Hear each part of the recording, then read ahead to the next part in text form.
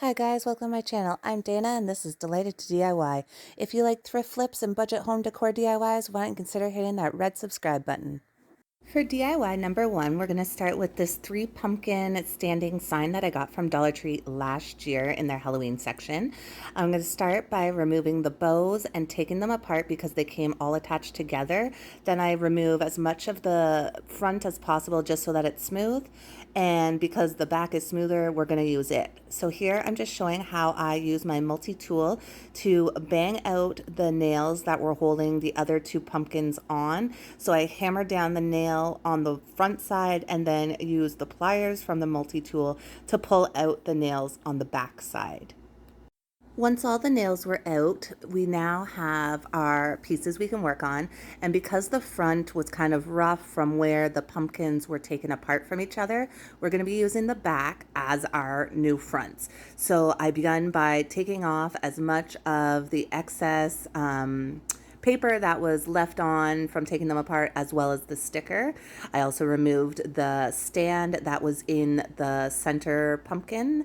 Then I just sanded off lightly to get it as smooth as possible around the edges or anywhere that was rough, and especially this part here where I couldn't get the paper off from the front of the pumpkin. Then I also sanded down the holes, but felt that they were still a little too noticeable for my liking. So I went back and used some of my spackling that I got at Home Depot, not Home Depot, sorry, Home Hardware, because I am Canadian. So at Home Hardware, I get the spackling. Our Dollar Trees don't carry it. Boo us here in Canada. But anyways, I just use my finger to put the spackling onto the holes or over the holes. I let it dry and then I sand it off. With my Rust-Oleum chalk paint in linen white, I gave the taller of the 3 pumpkins, so it was the center one, 2 coats, letting it dry in between. Then I gave one of the squatty pumpkins an orange mixture that I mixed up myself because I love playing with color. So it's some coral acrylic or some coral chalk paint, as well as some yellow and a little bit of brown acrylic paints. Then I'm using the Martha Stewart chalked or vintage decor paint, which I believe is a chalk paint. I'm using it in Sailor Blue, and I'm giving the other squatty pumpkin 2 coats of it. Then to give the pumpkin some dimension, I use some of the white chalk paint as well as whatever color pumpkin I'm working on, so in this case the orange, and I just mix some white with the orange till I'm happy with the lightness of the orange color, and then I began painting on the curves to give the pumpkin dimension. So here I am again doing the same with the blue. I use some of the original blue and some of the white chalk paint and just mix the 2 together till I'm happy with the lightness of it, and then painted on the curves. For the white pumpkin, however, I just used some Fusion mineral paint in Goddess Ashwingda. I'm totally butchering that name. I said it right, but it took me so many tries the first time I used it. Anyways, it's kind of like a grayish, taupish white. Anything other than white, obviously, I think will work for this. You can choose whatever colors you like, and gave the white pumpkin some of the curves. Then I just used my sanding stone or sanding sponge from Dollar Tree and roughed up the fronts of the pumpkins to make it a little more rustic, a little more roughed up. Not so perfectly finished. I did that on the edges as well as all the fronts. Then I went onto my computer and made this printable that I cut out, and then used some of this faux leather that I got at Dollar Tree and traced on the tag shapes to the back of the faux leather. I used a chalk marker for 2 of them because 2 we're going to do in the same shape for the squatty pumpkins, and then the taller pumpkin I do it in a different shape, and I used a ballpoint pen. I think the ballpoint pen worked better, so just your regular average pen, here I'm using it. I think it worked just as good. Whatever you have, really, probably a pencil. Anyways, then cut out the shape. Next, once these are cut out, we're going to go around and give it some faux stitching look with a pen. I originally started with a blue ballpoint pen, because that's all I had. Then I went out and got these, which are gel pens, which were a nice rich black. I really liked it. However, they smudge really bad and they barely dry. So my recommendation is a black ballpoint pen. On my computer, I also made a printable of these words and used my Cricut to cut them out on vinyl. I used the Oracal 450 butchering it again, but I will put it down in my description box. I believe it's 651, 541. I'm really bad. Sorry. Anyways, I just used it. It's their semi-permanent vinyl, if that helps, and put the words onto the tags. One says grateful, one says thankful, and one says gather. Then I went back once all of the words were on and just drew some holes where I am going to puncture the faux leather. I just used my weeding tool, my Cricut weeding tool, however, a piercing tool, anything sharp, a needle maybe, knitting needle or sewing needle, anything to puncture a smallish hole. And then in my stash, I had some of these brads. They're from the scrapbooking section. If you were at Michael's, I believe Dollartree sometimes has them, especially with them carrying the recollection stuff nowadays. They may carry these. Anyways, I put 2 on either ends as kind of an embellishment and to look like that's how it is being held onto the sign. But in actual fact, I used my 3-in-1 advanced craft glue by Beacon and put it onto the backs of the tags, then just spread it out with my fingers and placed it on.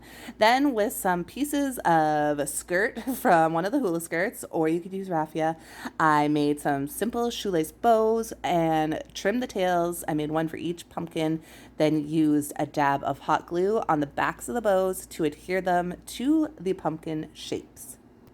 To finish off the backs, I used the 3-in-1 Advanced Craft Glue by Beacon and put it all over the backs of the pumpkins, then adhered them onto some craft paper from Dollar Tree, then cut out around them. You don't have to be super precise with this because after they are cut out, we're going to use the sanding block from Dollar Tree and sand the edges for a very perfect and precise finish. You do this in a downwards motion away from the piece you are holding. I did that for all 3. Then to help these little pumpkins stand, I used 3 of these wooden beads, cube beads, and adhered them on with the hot glue to the back, center back, bottom of each sign. I kind of did it a little at an angle, so I pushed the top of the bead a little more than I pushed the bottom, if that makes sense. So that way they weren't completely vertical, they were kind of leaning back just a touch. Anyways, this was a Kirkland's inspired DIY. I hope you liked it. You'll have to let me know what you think. I will pop a picture of the inspiration here. Now on to DIY number 2. I started with one of these metal truck signs from the fall decor section at Dollar Tree and begun by undoing the knot on the backs of the hanger and removing their jute hanger.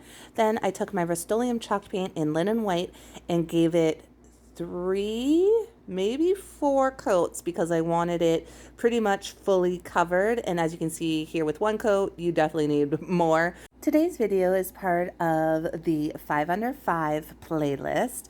It is put together every month by some lovely ladies. We have Emily from Farm Charm Chic and Missi from the Crafty Cove DIY.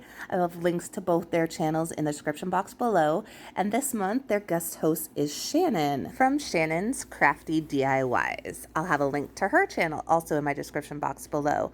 This playlist goes live on the 5th of every month at 5 o'clock and is a challenge to make 5 DIYs for $5 each and under.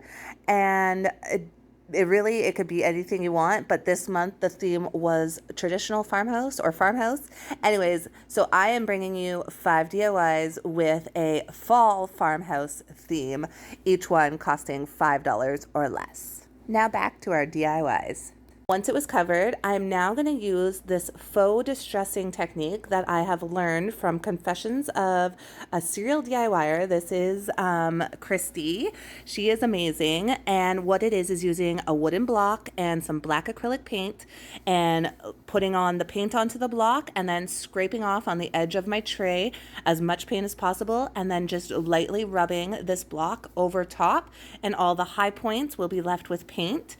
Don't worry if you get too much on. You can go back and fix it. I also did the same technique once the black was dried with some of the orange, and because I did feel that I had a little too much on in spots, I go back over with my dry, crusty, chippy brush that I use for dry brushing and used the Rust-Oleum chalk paint in linen white and just put on as much as I wanted or was happy with to kind of lighten the darker spots. Then with one of the wood planks from Dollartree, they come in a 6-pack. I used one of them and used the burnt umber acrylic paint and a water mixture to give it a faux stained effect on the tops and sides. Then with these rub-on transfers, I cut out the word thankful, which are from Dollartree. I cut out the word thankful and placed it on to the part of the truck that I wanted to put it on. Really, you could put it anywhere you like, but this was kind of a flat surface and I thought it would look good here. So I put it on, used a popsicle stick to rub the transfer onto the truck,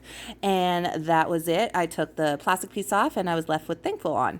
Then to get the truck to stand, because I want it to be a standing sign, not a hanging sign, I just marked with my pen where the tires will be touching the base and used 2 of the tumbling tower blocks with my hot glue. I adhered them in a vertical way so that more of the sign could lean against them. So I just positioned the truck where it's going to go. I just laid it down carefully in front, added my hot glue, then glued it on. Be careful, word of wise, it will get warm and tender to the fingers because it is metal, heat, it's going to get hot. So be careful, use finger protectors or oven mitts, or just be very careful. And that is it. Let me know what you think of DIY number 2. For the third DIY, we're going to start with a 9x12 canvas from Dollartree. I had already removed it from the canvas prior, so sorry I don't have footage of that.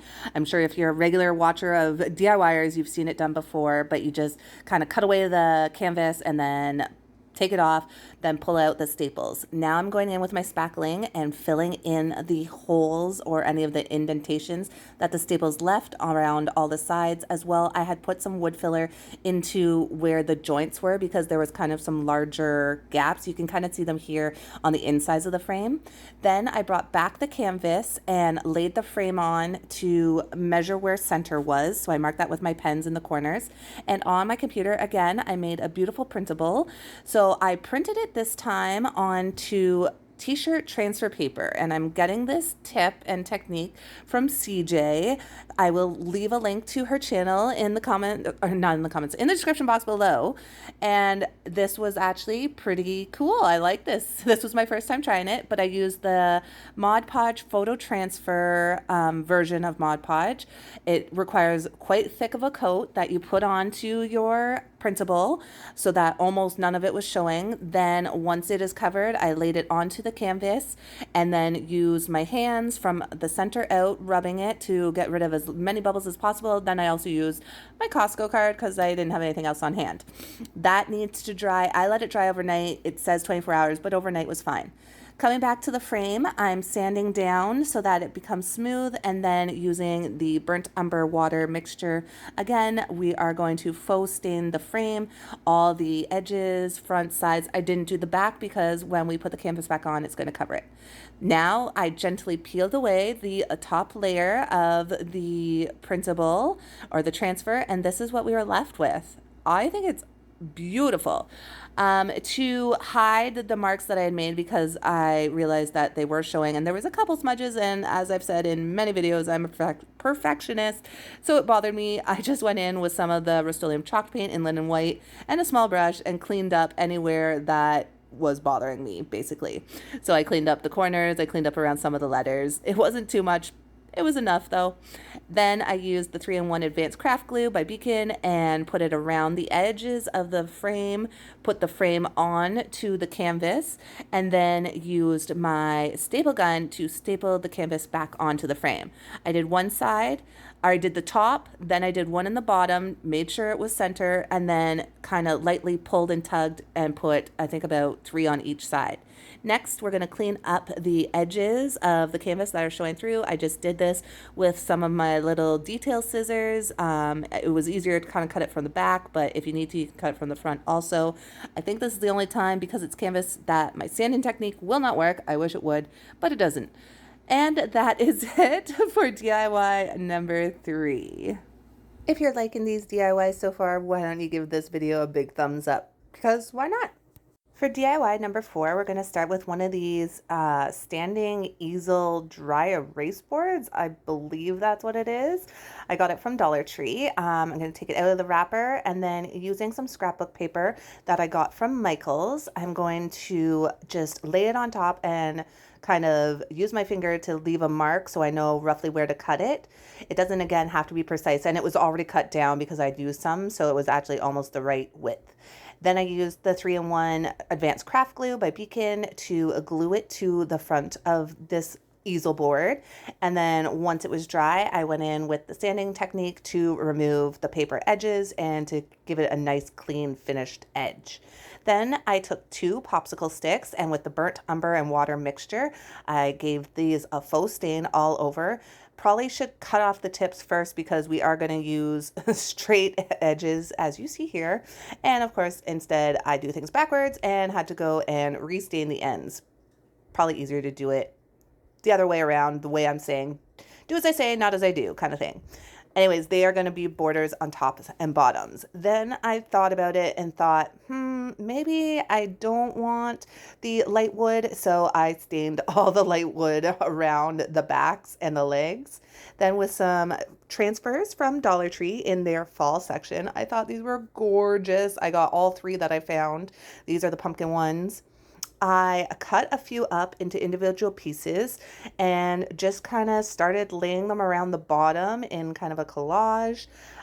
You just kind of put them where you want until you're happy with it. So I did some along the bottom and then some up in the left top hand corner.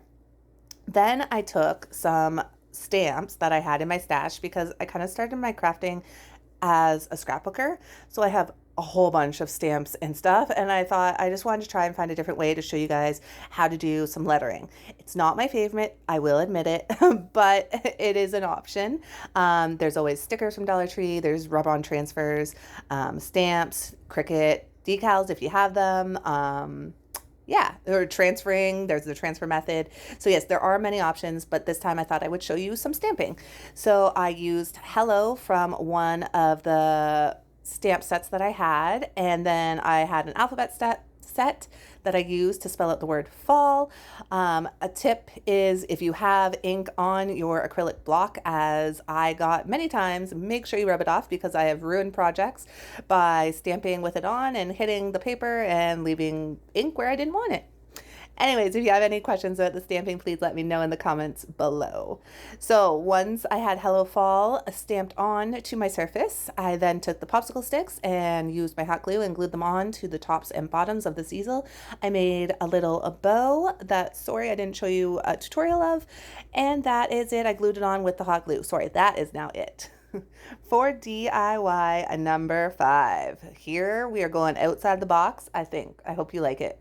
I am taking a pack of headbands from Dollar Tree. There was 6, so 6 for $1.25. I love when I can get multiples, and I say $1.25 because again, I'm in Canada, so things aren't $1 here.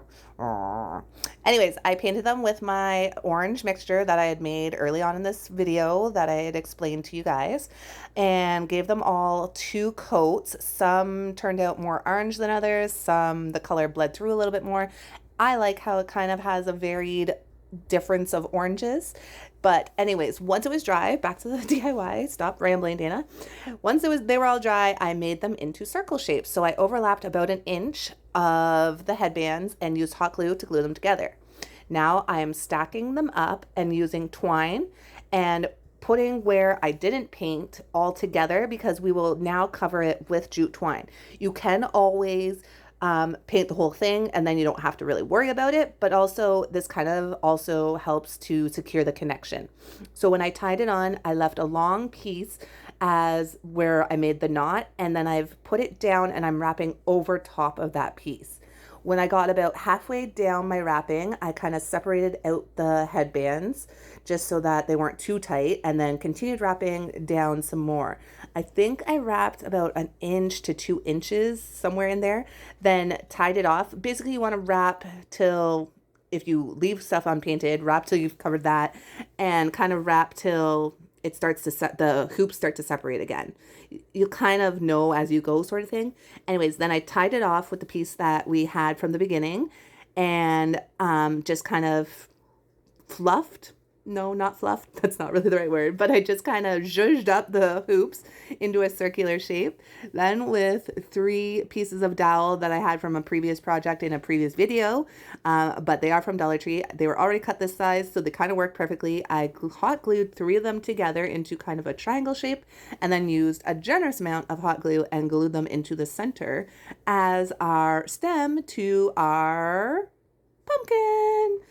Then I used some hot glue, attached some more of this jute, and then wrapped it around the base of the stem, and then just kind of used little dabs of hot glue here and there to kind of wrap up the stem. I didn't want a fully wrapped look. I just kind of wanted a sparse look, I guess. Like I said, I'm not great with my words, sorry. Anyways, keep using hot glue to adhere the jute to the dowels and wrap as much or as little as you want. I finished mine off by hot gluing on the top. Here I was just showing you that some of the green from the green headband was showing. You can try and just wiggle it back up, which is what I did. With this pack of wooden maple leaves that I got at Dollarama, I cut 3 pieces of jute twine and hot glued them onto one side of each of the leaves. I used 2 of the smaller size and 1 of the larger size. Then we're going to gather these together because we're going to hang them from our stem as a little decoration. To attach them to the stem, I started by beginning to tie a knot. Then rather than pulling it tight, I put the loop off of my finger and onto the dowel stem, then tightened it as best I could, and then just used some hot glue and pushed the 3 ends into that and then trimmed them off. Then I decided to separate the leaves so they were each hanging in a different section. Then with some faux leather from the Dollar Tree, I thought I would add a little more embellishment by wrapping just the center of the twine section with it and trimming it just to overlap the slightest bit and hot gluing that in place. To hide the seam, I just used a little bit of hot glue and glued one of the leaves onto it, and I think it turned out pretty good. It hides it and looks like it should be there, kind of where it would be hanging anyways. Then with some floral wire, I believe it is, I got at Dollarama. I used my screwdriver because it was the closest thing to me and wrapped it a whole bunch of times, basically till I got to the end, trimmed it off. Now we have some little curly cues. I stretched out the center and then until it would go around, then kind of twisted it on once and just kind of shaped it into the shape I wanted. And that is our little vine from our pumpkin. And I think this turned out really cute. I hope you guys like it too. I was just trying to come up with a different way of making this pumpkin. I hope you liked these DIYs, and if you did, it'd be awesome if you gave it a great big thumbs up and considered subscribing by hitting that red subscribe button or sharing it with friends. And as always, thanks for watching. Bye!